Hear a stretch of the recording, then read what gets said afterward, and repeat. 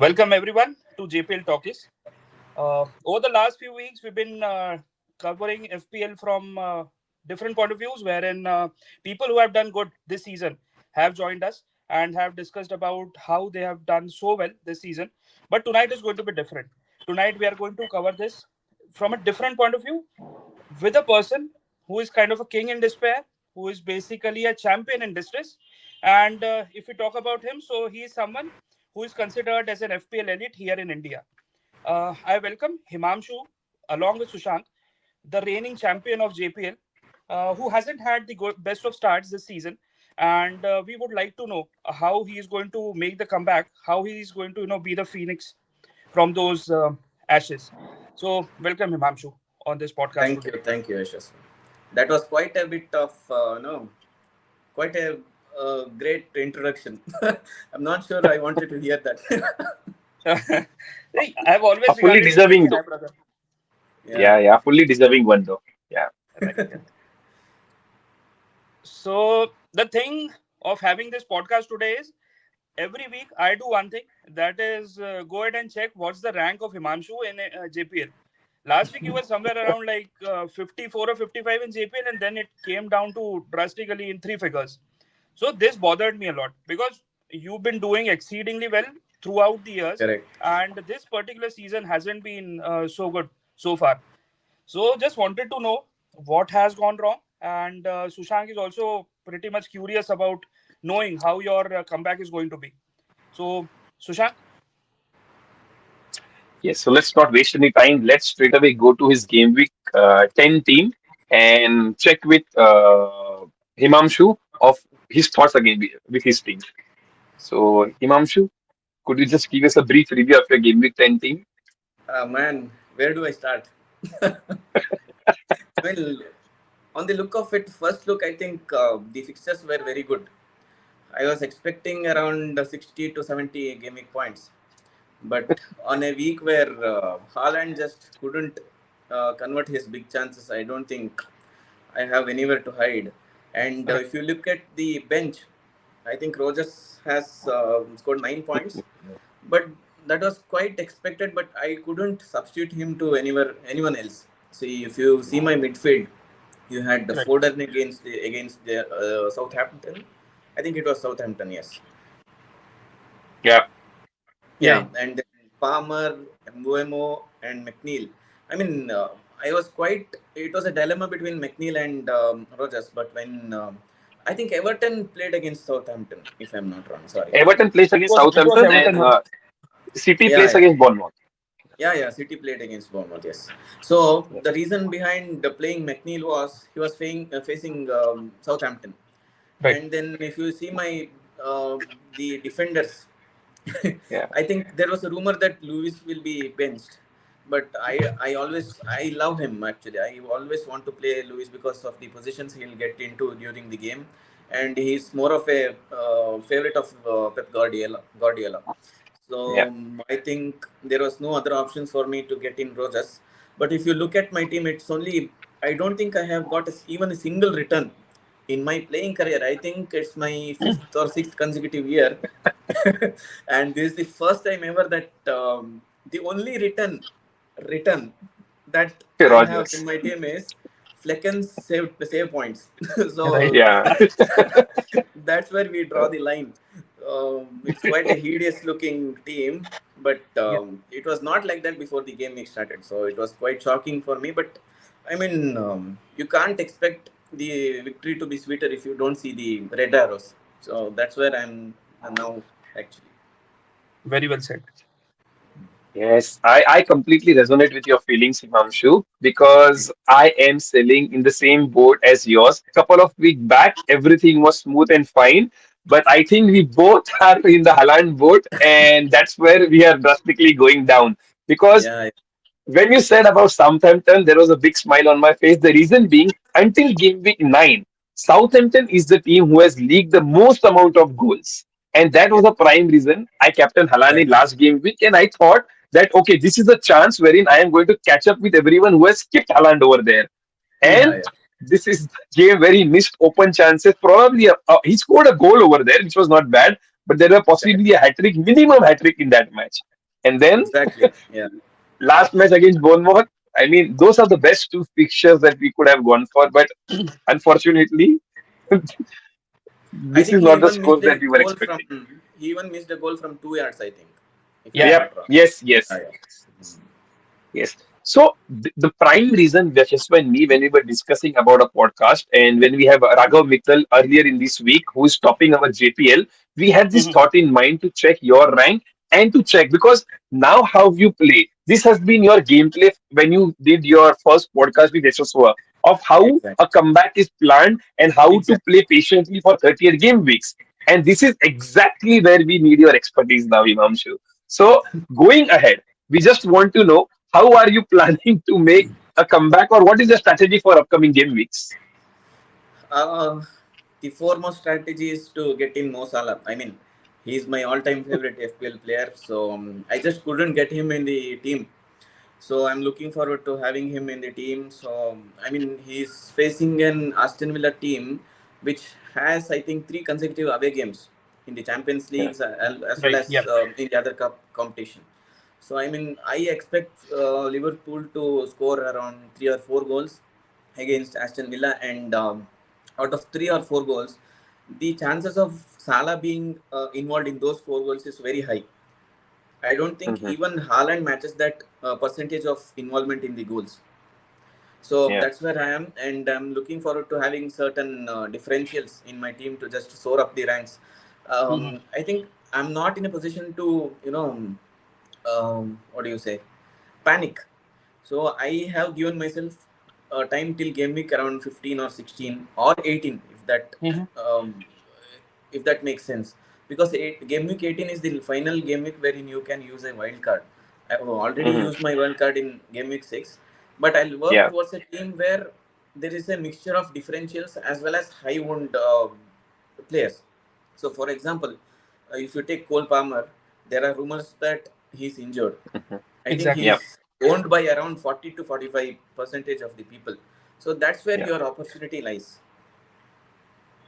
So Mhm. I always have thought that when you are down, there is always an opportunity. There is always a ladder to climb up. So that's where I'm. I mean, I look forward to having differentials as well as the highly owned players. So it will be a mix and match. Okay. That's the So view we let's were waiting for. So does that mean, Himanshu, that you are planning to take Palmer out of YouTube and then replace him with Salah this game week? No, no. I think after Chelsea face Arsenal, Chelsea Hmm. have got a stupendous run of fixtures. Correct. So I'm not Correct. going to remove Palmer. I mean, I have to see where I can get maybe by selling Foden, or I have got 2 free transfers. So I may sell Foden and Havertz to get in someone like Matthias Cunha as well as Mo Salah. So if you look at the fixtures, Wolves fixtures, it's a great run of Yeah. fixtures. right. Uh-huh. So then you said Foden, and who would be the second player from the mid to go out to make place for Salah, I or from think, the attackers, second attacker Havertz, to you go out? said. I Havertz, think you it would mentioned. be Kai Havertz. Ah, Havertz. okay. Yes. Yeah, yeah. Okay. Okay. Okay. Great. So basically, two free transfers. You are planning to take Foden and Havertz out of your team, and then you're planning to take Cunha and Salah in your team. Exactly, exactly. Yes. Yeah. And then you shared this with us, right? The players to target Yes. for in game week 11. Yeah. Um, Speaking of Bruno Fernandes, as you all know, Ten Hag has been sacked and Amorim has been appointed. So since he has been sacked, Bruno, I think he's on a different level. So if I can read, I have always been a player who looks at the stats as well as the fixtures. I have always been a fixtures man. So Mhm. even if a team is out of form, if I see a set of green set of fixtures, I think I have to get in a player or two from that team. So that's where Mhm. my logic lies in Wolves team. So Okay. speaking about Bruno Fernandes, I think he has got the most big chances in the last 3 games, and he is also Yeah. in the top three, and he's also in the top three of the shots. So that's where I am. I think even if you can't get Mo Salah, I think he's the best alternate. Oh. And coming to Jao Pedro, um, the manager has said that he'll be slightly, he won't be playing 90 minutes on the go. So I think that's where the ceiling lies currently. But if you look at the Brighton's team, fixtures, they have got a great fixtures from, I think, game week 13 or 12. 13 onwards. Yeah, No, 13 13. onwards. Yeah. So that's where I'll be looking at him. If you can't, if you have enough funds, I think you can also stretch up to Welbeck, Danny Welbeck, who has been great, who has been in great form, and Exceptional. Yeah. Ait Nouri. I think if you don't have him in your team already, I think you are actually lucky because of the positions he's getting into in the game. He's more or less a striker. He's right in front of the Yeah. goal. So Yeah. he's slightly underperforming as well. So you need to have him in your team. And if you can't stretch up to Matthias Cunha, you have got a great alternate in the same team called Strand Larson. Correct. He's been playing 70, 80 minutes odd. But if at Yeah. all you have the funds, you have to get Cunha because he is the player there. He is the talisman. He is on penalties, and he's great for bonus points as well. So even if he gets an assist, he'll be in top two or at the top of bonus points. So that's the reason why I have got these five players to target in game week 11. Yeah. Also, Nice. Himamshu, Wolves players, do they give you or do they help? Are they good enablers to go for the big names as well? Because these are players who are paying Exactly. consistently for Wolves. Yeah, and then they can help you get your big players as well. Exactly. So my plan transfer is Foden and Havertz to Cunha and Salah. So along Uh-huh. with Cunha, who has great fixtures, I'm getting the king. Most Yeah, probably he'll be my captain against Aston Villa. So because of the amount of goals that Liverpool are scoring, and as I yeah. say this, I can see a big smile on Yash's face. So you mentioning So Liverpool and then you mentioned Mo Salah. Obviously, it is going to bring in smile, yeah, especially when Liverpool are doing so good everywhere. Touch wood. No, no, yeah, no, no. correct. Yes, yes, yes. Let's skip that part. Let- Let's. It's a Yeah, green yeah. strategy, and let's skip that part. Let's not jinx anything for Liverpool right Correct, now. correct. So coming to the teams that you are mentioning, that Liverpool are doing good, that there are teams like City who are struggling recently. So any specific teams that you feel are going to be like talk of the town, or probably like, I mean, the fixtures are changing, or something like that? Because you mentioned Yeah. three teams. Exactly, yes. So if you see Manchester United, I think there's a new manager bounce. Correct. So yeah, Leicester City at home and Ipswich away. I think those two are excellent fixtures. And then you also can move from Manchester United players to say either Chelsea or even Brighton when they face Arsenal. I don't think Arsenal game will be an easy one for Manchester United. And coming to Spurs game, the fixtures, Ipswich at home, and you have already seen how Solanke was great in Yeah, the Correct. previous match. I think Son is the talisman there. So if you have got Son in this first 11, Solanke will deliver. So that's where my belief lives. So I mean, Ipswich is a great home fixtures. He's a captaincy option as well. Even Solanke, for that matter, is a captaincy option for me in game week 11. But I don't have a route to him, Solanke. So if some of yeah, you all have Solanke in your team, I think you can go ahead and give him the armband. Coming to Wolves, I think if you can see the fixtures, Southampton at home, Fulham away, Bournemouth at home, Everton away, those are great. And with Wolves, you have another extra option of benching them because the max you are paying for a Wolves player is maybe 6.9, 6.5. So they are great bench enablers also. So yeah. that's the reason why I have got these three teams to target. Nice. So these are really nice teams people can target, because there is definitely going to be a manager bounce, and we saw that against Chelsea. United looked passionate. United looked possessed, and they wanted Yes. to prove a point. Then they have I mean, favorable fixtures coming up. Not easy fixtures, but favorable fixtures coming up. Yeah, yeah. Um, you didn't mention Arsenal over there. Any specific reason? I mean, we are on a four-match winless streak. So the loss against Bournemouth was a shocker. Then um, we lost in the Champions League Right. last night. So the only positive last night was the comeback of Odegaard. With Odegaard, we click. With Exactly. Odegaard and Ben White, that right side flank is stupendous for us. Even Saka, without White, the opposition team has been doubling down on Saka. So Right. that's where our problem lies. So now with comeback of Ben White, he can move forward on that right flank, and the opposition team cannot double down on Saka. So that's the reason why Ben White is very crucial for our team with that overlapping runs. Mm-hmm. I think Correct. after facing Chelsea, we have got a favorable run of fixtures, including the Manchester United game.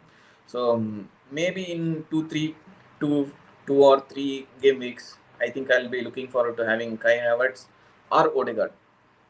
The problem with getting Odegaard is the midfield is already stacked.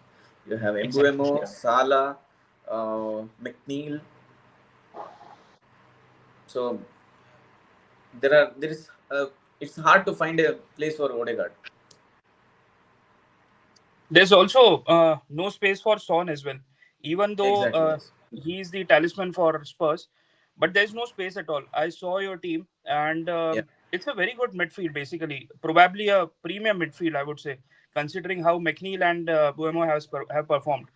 So it Uh, gets really difficult to manage a proper team. But yeah. overall, Yeah. if you see, it's a very balanced team. I believe you've been quite unfortunate considering how Give Me 10 went and how the ranks have been. But I believe that you're going to come back really strong. But the problem with actually, it's a good thing that the prices are very good this season. So Exactly. only reason or the only way I can get Son is a hokey pokey with Foden, Son, or Salah. Right. So soon after Son plays Ipswich, I have to get Salah because he will be facing Southampton, and I don't think that's worth one free transfer. So that's the reason I may be going directly to Salah instead of Son. Okay. Any double thoughts, Himamshu, while removing Foden? Not at all. I mean, I'm at a stage where even a hat trick from Foden wouldn't, you know, I wouldn't mind even a hat trick from Foden as long as Salah delivers. It's been too Keeping long. I fingers think I crossed. have had Foden for 4 game weeks now. When he Yeah. was a differential. I mean, he is a differential even now. So there's a reason why he is a differential because he hasn't delivered at all. Yeah, he's scoring goals in the Champions League, the first one, but then he's not doing that good. But again, as you mentioned with Odegaard, I think KDB and Rodri not being present in Manchester Correct, City correct, lineup, that has made a big difference or massive difference in the team performance as well. Correct. exactly. So, any comeback strategy that you're planning now? Because I believe you have a good team. The only thing is how you're going to come up on with ranks because the time is going to run very fast post November, post international break. We are going to get games like week in week out. So, any specific thing that you would like to mention over here, apart from the addition of Salah? Apart from addition of Salah, I think I'll have a few differentials. So I'll be moving to you know, there are Christmas fixtures upcoming in the month of December. So Mhm. I want to fill my teams with the people who play 90 minutes. For example, Son, 80 minutes. I would give him 80 minutes for a hat trick. Mhm. That's what he's actually. And Salah and Haaland. So I'll be moving towards having a team with a mixture of the ever-present people, ever-present players in the team, as well as differentials. So I have got an eye for some 2 to 3 players. I think Brighton defender called Turkish defender called Kadioglu. I think Cardio. he's playing on the right side. So Yeah. I mean I have an eye on him, and then Jao Pedro, as I mentioned. So I'll be looking for a mixture of fixtures, differentials, as well as 90-minute players. So that my target is come end of December, I want to be in top 200k. So that's the first target that I have fixed for myself. Nice, nice. So Now, it is because achievable. because yeah, Yeah. very important point I want to highlight over here because you mentioned of top 200K. I want to talk to someone over here who started the game week one in a very bad shape in such a way that he had to wildcard game week two. I'm talking about the other admin, Yashaswat Tungare, whose game week one team was a disaster and he had to play a wildcard in game week two. But then the comeback was pretty crazy. He started in JPL in a group of 430 plus people. He started with a rank of 373 in game week one, and after game week 10, he's currently ranked 29th and he is currently within 200K. So, Yashaswa, how has the journey been from game week 2 to game week 10? Because this is the comeback episode. The thing is, the reason why I started game week one with 373rd rank and 5.6 million rank is because I was busy doing the JPL registrations.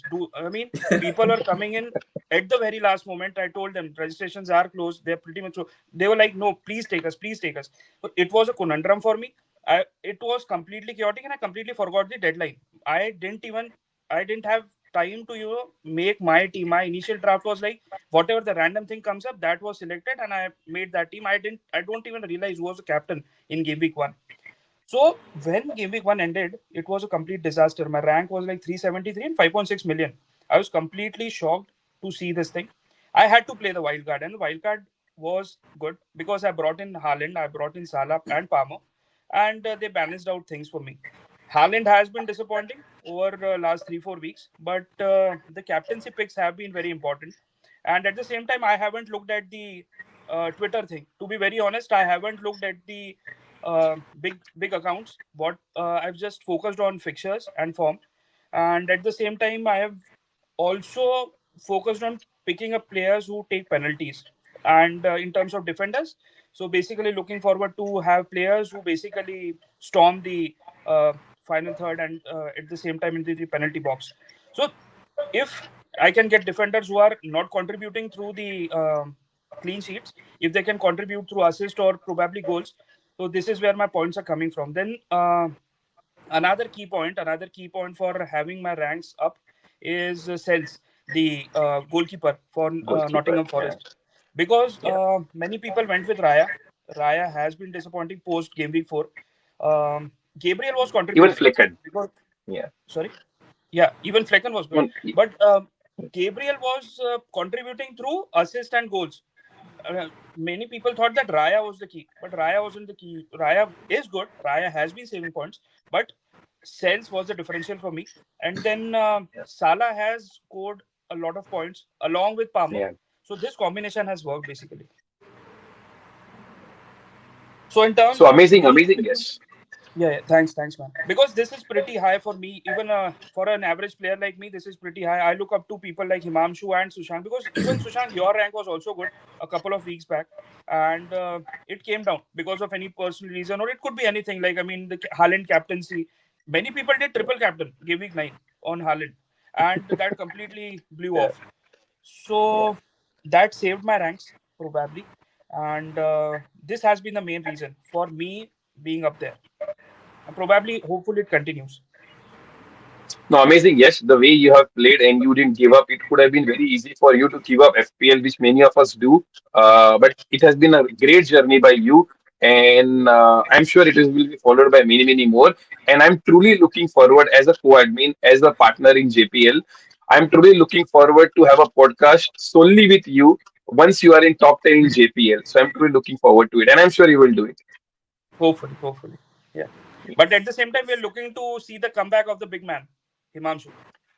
That is for sure. He has already kept his eyes on the Christmas period and game week 18, and I'm sure Right, the reason to have Himamshu on this podcast was we are pretty much sure that he will make a comeback because that's what he has been making every year.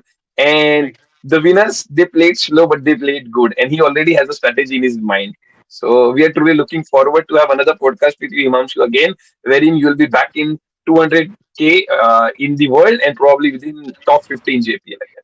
Thank you, thank you. I hope it's just a case of cream always rises to the top. Yeah, yeah. Nice, man. It's Trust always me, good to one. see you optimistic. And, Yeah, people like me get motivation from you. Rogers was one pick Yeah, I picked because of you. So he's still in my team, and probably he'll yeah, remain the same. I'll start looking forward to seeing probably Kuna and Ait Nouri, as you mentioned. So thank you. yeah. Thank you for your kind yeah, words, for yeah. your wisdom and everything. And thank you, My Sushant, pleasure. for hosting this podcast. It was really nice having you, Himamshu.